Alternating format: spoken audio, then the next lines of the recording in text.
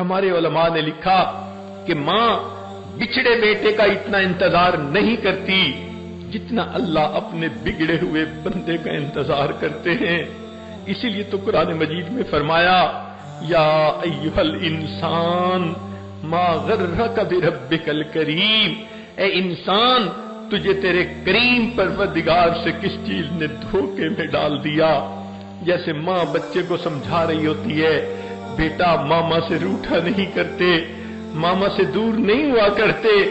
لگتا ہے اس آیت مبارکہ میں اللہ رب العزت بندوں کو اسی طرح سمجھا رہے ہیں اے بندو اپنے پروردگار سے روٹھا نہیں کرتے، اس سے دور نہیں جایا کرتے. آؤ پروردگار کا در کھلا ہے.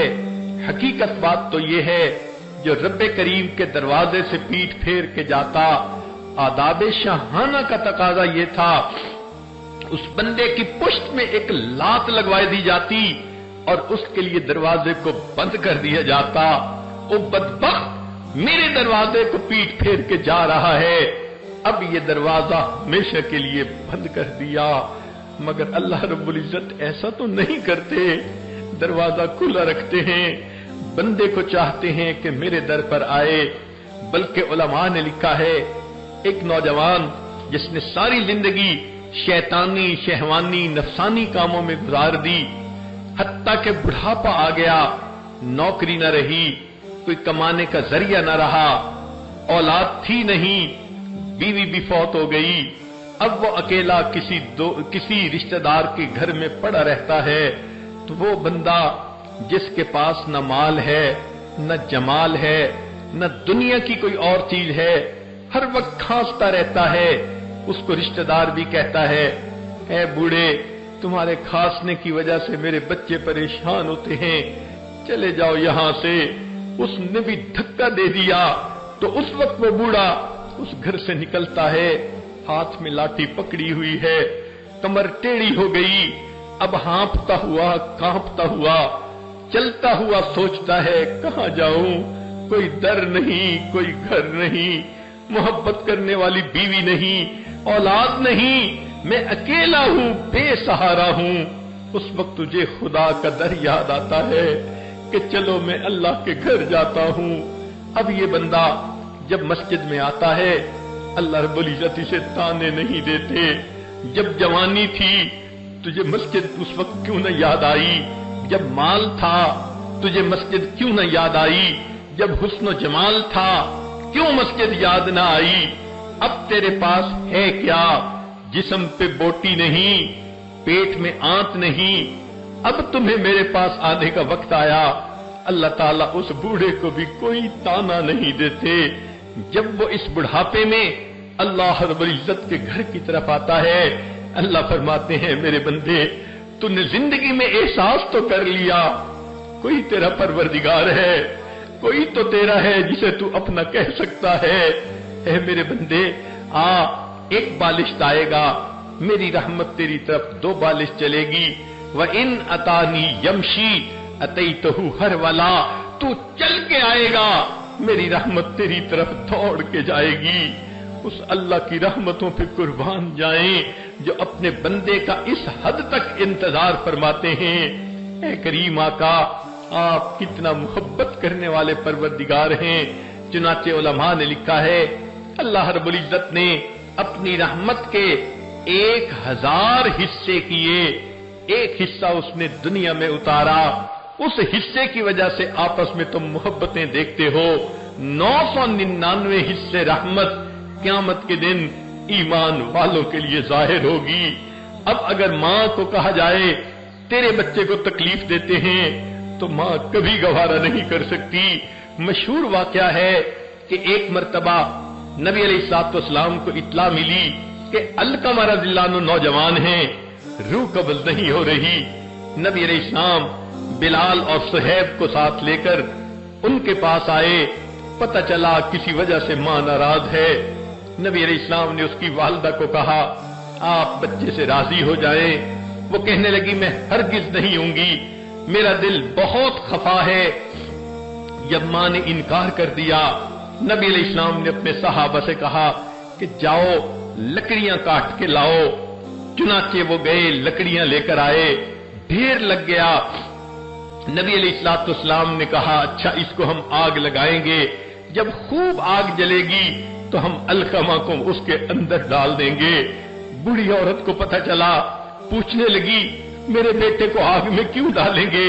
नबी अलैहिस्सलाम ने फरमाया जब तुम इसे माफ नहीं करोगी, इसने जहन्नम की आग में भी तो जाकर जलना है, हम इसे यहीं आग में डाल देते हैं। जब मां ने देखा कि मामला सीरियस है, कहती है अच्छा मेरे बच्चे को आग में न डालें, मैंने अपने बच्चे को माफ कर दिया। मां बच्चे की तकलीफ बर्दाश्त नहीं कर सकती। अल्लाह रब्बुल इज्जत का भी मामला इसी तरह है। अगर किसी के दिल में ये सवाल आए फिर तकलीफें क्यों आती हैं, परेशानियां क्यों आती हैं, तो उसकी वजह यह है कि अल्लाह रब्बुल इज्जत अपने बंदों के गुनाहों को धोते हैं, माफ करते हैं। आपने नहीं देखा हामिद एक कमरे में बैठा है, उसे दूसरे कमरे में बच्चे को रोने की आवाज आती है, वो पूछता है कि बच्चे के पास कोई है? जवाब मिलता है कि उसकी मां मौजूद है। वो कहते हैं ये कैसी मां है, पास भी है फिर बच्चा रो रहा है, उसे बताओ कि मां ही तो रुला रही है। वो हैरान होगा, मां रुला रही है? जवाब मिलेगा हाँ बच्चे ने नजासत कर दी थी, नजासत में लिथड़ गया था, मां उसे साफ कर रही है, नए कपड़े पहना रही है और बच्चा इस वजह से नहाने की वजह से रो रहा है। तो ये बच्चे का रोना मां की सख्ती की वजह से, नाराजगी की वजह से या मां की दुश्मनी की वजह से नहीं, मां की मोहब्बत की वजह से है। मां बर्दाश्त नहीं करती उसके बच्चे से बू आए, उसके बच्चे के कपड़े मैले हों, वक्ती रोने को बर्दाश्त कर लेती है, लेकिन बच्चे को नहला के साफ कपड़े पहनाती है, फिर उसको अपने सीने से लगा लेती है। बिल्कुल यही मामला इंसान का है। दुनिया में रहते हुए ऐसे गुनाह कर लेता है, उसका बातिन नजस हो जाता है, दिल स्याह हो जाता है, गुनाहों की नजासत उसको बातनी तौर पर नापाक कर देती है। अल्लाह रब्बुल इज्जत इस बंदे की नजासत को पसंद नहीं फरमाते, वो खुद भी पाक हैं, उन्हें पाक बंदा अच्छा लगता है, लिहाजा कोई बीमारी, कोई मुसीबत, कोई परेशानी बंदे पर भेज देते हैं। उनका असल मकसद बंदे की मैल कुचैल को उतारना होता है, बंदे को पाक साफ करना होता है। फिर अल्लाह रब्बुल इज्जत उस बंदे को इस तरह बीमारी से पाक कर देते हैं जैसे उस दिन पाक था जब उसकी मां ने उसको जन्म दिया था। कुर्बान जाएं अल्लाह की रहमत पर कि ये बीमारियां भी रहमत की शक्ल में आ जाती हैं, बंदे को धोने के लिए, आखिरत के अजाब से बचाने के लिए। इन्नल्लाह बिन्नास लरऊफुर रहीम, अल्लाह रब्बुल इज्जत अपने बंदों पर बड़े रऊफ और बड़े रहीम हैं। लिहाजा अगर कोई बंदा जिंदगी भर गुनाहों में पड़ा रहा और फिर उसे एहसास हुआ कि मैंने खता की, मुझे चाहिए मैं अपने रब को मनाऊं, तो मौत से पहले पहले अल्लाह का दरवाजा खुला है। बंदे को चाहिए कि वो आए अपने रब को मना ले ताकि अल्लाह रब्बुल इज्जत इसके गुनाहों को माफ कर दे। हत्ता कि अल्लाह इतने खुश होते हैं, उलाइका युबद्दिलुल्लाहु सय्यिआतिहिम हसनात, अल्लाह ताला इस बंदे के गुनाहों को इसकी नेकियों में तब्दील फरमा देते हैं। चुनाचे इब्ने कय्यम रहमतुल्लाह अलैह ने एक वाकया लिखा, फरमाते हैं मैं एक मर्तबा एक गली में से गुजर रहा था, एक दरवाजे के करीब जब पहुंचा मैंने देखा कि दरवाजा खुला, एक मां अपने 8-9 साल के बच्चे पर खफा हो रही थी, नाराज हो रही थी, कह रही थी तू ढीठ बन गया, जिद्दी बन गया, मेरी कोई बात नहीं मानता, काम चोर बन गया, कोई काम नहीं करता, और कह रही थी अगर तुमने मेरी बात नहीं माननी दफा हो जाओ, मैं तुम्हारी शक्ल नहीं देखना चाहती। गुस्से में मां ने जो बच्चे को धक्का दिया, वो बच्चा घर के दरवाजे से बाहर आ गिरा, मां ने दरवाजा बंद कर लिया। वो फरमाते हैं मैं उस बच्चे को देखने खड़ा हो गया, थोड़ी देर वो बच्चा रोता रहा, फिर बिल आखिर वो उठा, आहिस्ता आहिस्ता कदमों के साथ उसने गली के एक कोने पे जाना शुरू किया।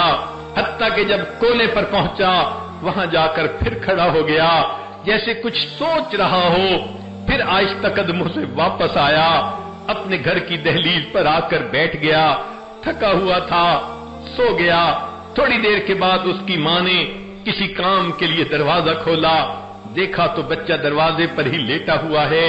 ماں کا غصہ ٹھنڈا نہیں ہوا تھا، پھر وہ کہنے لگی جاتا کیوں نہیں، چلا جا یہاں سے، اگر تو نے میری بات نہیں ماننی تو میں تجھے دیکھنا بھی پسند نہیں کرتی۔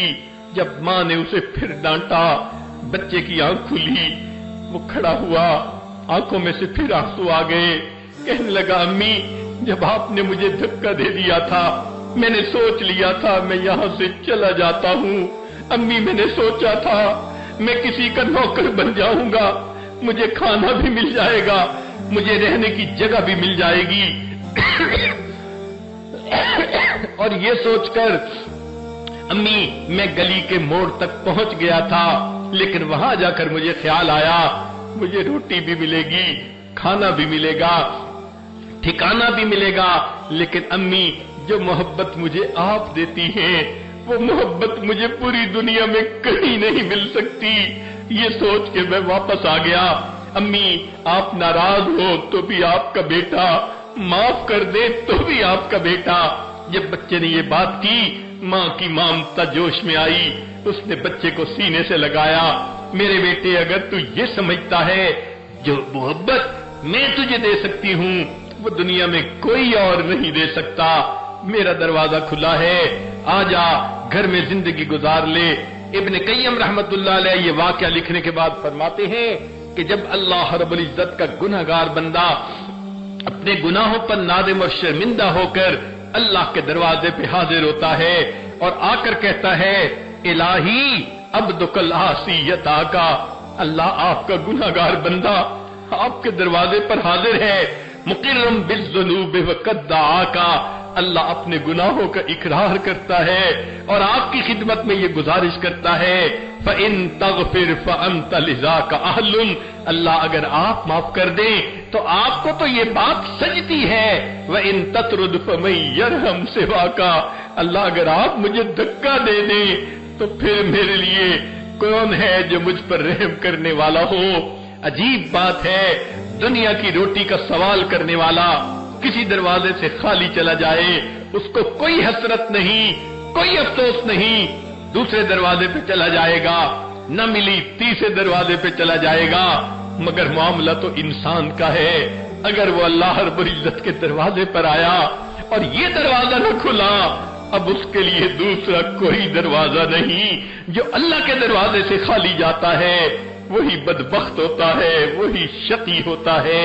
ہم اللہ رب العزت کی رحمت کو سوچیں اور اپنے گناہوں پر نظر ڈال کر آج کی اس محفل میں یہ فیصلہ کریں، اے کریم آج تک ہم اپنے زندگی غفلت میں گزارتے رہے، نمازوں میں سستی ہوتی رہی، پردے میں کوتاہی ہوتی رہی، زبان سے دوسروں کی غیبت ہوتی رہی، بہتان بازی ہوتی رہی۔ اے اللہ آج ہمیں اپنے گناہوں کا احساس ہوا، ہم آج کے بعد ایک نیک عورت بن کر زندگی گزاریں گی۔ اے اللہ ہم کوئی گناہ نہیں کریں گی، اے کریم ہمارے گناہوں کو معاف کر دیجئے۔ ہم نے تو دنیا میں دیکھا ہے کہ اگر کسی گھر کی عورتیں چل کے کسی دروازے پہ آ جائیں لوگ تو قتل کا مقدمہ بھی معاف کر دیتے ہیں، عورت چل کے آ گئی ہے۔ اگر دنیا دار انسان عورت کے آنے کا اتنا لحاظ کرتا ہے، ذرا عورتیں سوچیں آج وہ اپنے گھروں سے چل کے اللہ کے اس گھر میں آ کر بیٹھ گئی ہیں۔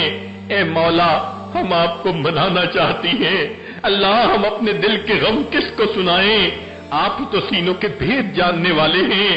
اللہ ہمارے حال پر ترس کھا لیجئے، ہم پر رحم فرما دیجئے، اللہ ہمارے گناہوں کو معاف کر دیجئے۔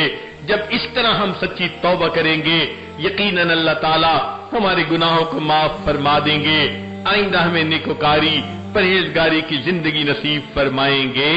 وآخر دعوانا ان الحمد للہ رب العالمین۔